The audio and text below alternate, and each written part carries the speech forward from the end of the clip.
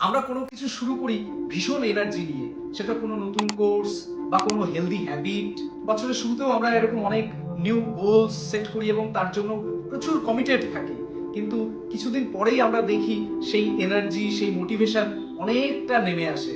আমরা অনেক সময় মাঝপথে ছেড়েই দিই। এর কারণ কি?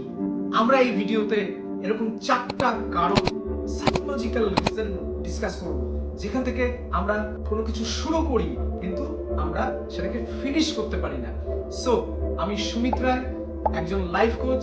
এই ভিডিওগুলোর মাধ্যমে আমরা আমাদের পার্সোনাল ডেভেলপমেন্টে হেল্প করি। ফার্স্ট রিজন, আমাদের নার্ভাস সিস্টেম আনসেফ ফিল করে। যখন কোনো কাজ আমরা নতুন শুরু করি, কোনো হেভিনেস, সেগুলো আমাদের নার্ভাস সিস্টেমের কাছে নতুন লাগায়, আমাদের নার্ভাস সিস্টেম সাপোর্ট করে না। কারণ আমাদের ব্রেনটা ডিজাইনড কোনো কিছু ফিনিশ করার জন্য না। আমাদের ব্রেনটা ডিজাইনড আমাদেরকে একটা কমফোর্ট, সেফ এন্ড কমফোর্ট জোনে রেখে দেওয়ার জন্য। কিন্তু আমরা জানি আমাদের গ্রোথ শুরু হয় কিন্তু বিয়ন্ড আওয়ার কমফোর্ট। তাই নেক্সট টাইম এই রেজিস্ট্যান্স ফিল করলে আমরা যেন পুরো কাজটা কমপ্লিশনের চাপ না নিই। আমরা কি করতে পারি? আমরা সেই কাজটাকে, শুধুমাত্র যে কাজটা করতে পারছিলাম না সেটাকে আর 5 মিনিট আমরা করার চেষ্টা করব। তাতে কি হবে? 5 মিনিট কাজটা করলেই আমাদের যে একটা রেজিস্ট্যান্স তৈরি হয়েছিল তার বিয়ন্ডে আমরা যেতে পারবো। আর 5 মিনিট করার পরে যদি আমরা থেমেও যাই, সেটাও আমাদের কাছে একটা বিগ উইন। কারণ আমরা অন্তত শুরু তো করতে পেরেছি। আমাদেরকে এই ছোট ছোট উইন গুলোকে সেলিব্রেট করা দরকার। আর এই ছোট ছোট সেলিব্রেট করতে করতেই আমরা আস্তে আস্তে আমাদের সেই কাজের দিকে আমরা এগিয়ে যেতে পারবো। Second reason, you don't have enough dopamine for the middle part. আমরা কাজ যখন শুরু করি আমাদের ভেতরে ডোপামাইন স্পাইক শুরু হয়, আমরা হাইলি মোটিভেটেড থাকি।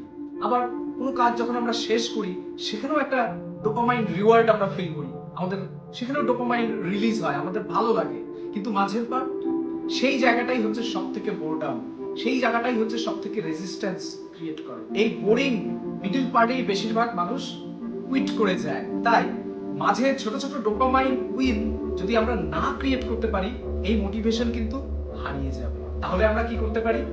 আমরা এই বড় গোলকে ছোট ছোট টাইনি মাইলস্টোন হিসেবে দেখব, ছোট ছোট পার্টে ভেঙে নেব, আর তারপর প্রত্যেকটা পার্ট কমপ্লিট করে আমরা নিজেদেরকে রিওয়ার্ড করব। হতে পারে সেটা একটা টি ব্রেক, বা আমার পছন্দের কোনো খাবার, বা আমরা একটু বাইরে বেরিয়ে আসতে পারি।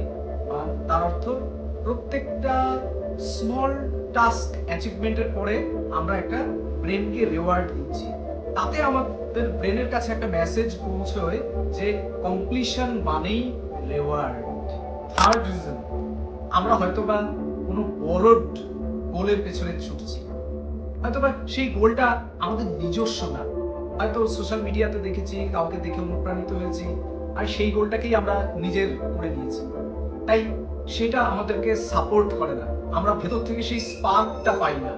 তাই নিজেকে প্রশ্ন করা দরকার, এই গোলটা আমি কেন শুরু করেছিলাম?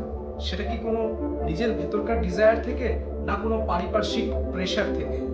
যদি সেটা কোনো পারিপার্শ্বিক প্রেশার থেকে হয়, তাহলে আমরা একটু পজ নিতে পারি, একটু থেমে নিজেরা একটু বিবেচনা করে দেখতে পারি যে এই গোলটা সেটা কি আমার উন্নতির সহায়ক, নাকি কাউকে কিছু প্রুভ করার জন্য আমরা সেই গোলটা সেট করেছিলাম।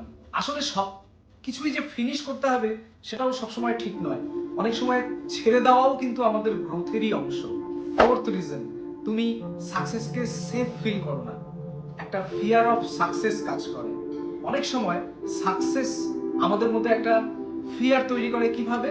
যে সাকসেস পেয়ে গেলে আমার জীবনটা বদলে যাবে, অনেক মানুষের অনেক এক্সপেকটেশন তৈরি হবে, আমি কি সেগুলো ফুলফিল করতে পারবো? সাকসেস হয়ে গেলে আমাদের আরো একটা ফিয়ার কাজ করে, যে সাকসেস পেয়ে গেলে আমাদের যে পুরনো কমফোর্টেবল লাইফটা সেটা হয়তো বা আমি আর এনজয় করতে পারবো না। ডিপ ডাউন আমাদের সাইকোলজিতে, আমাদের মাইন্ডে, ব্যাক অফ দ্য মাইন্ড সেটা কাজ করে।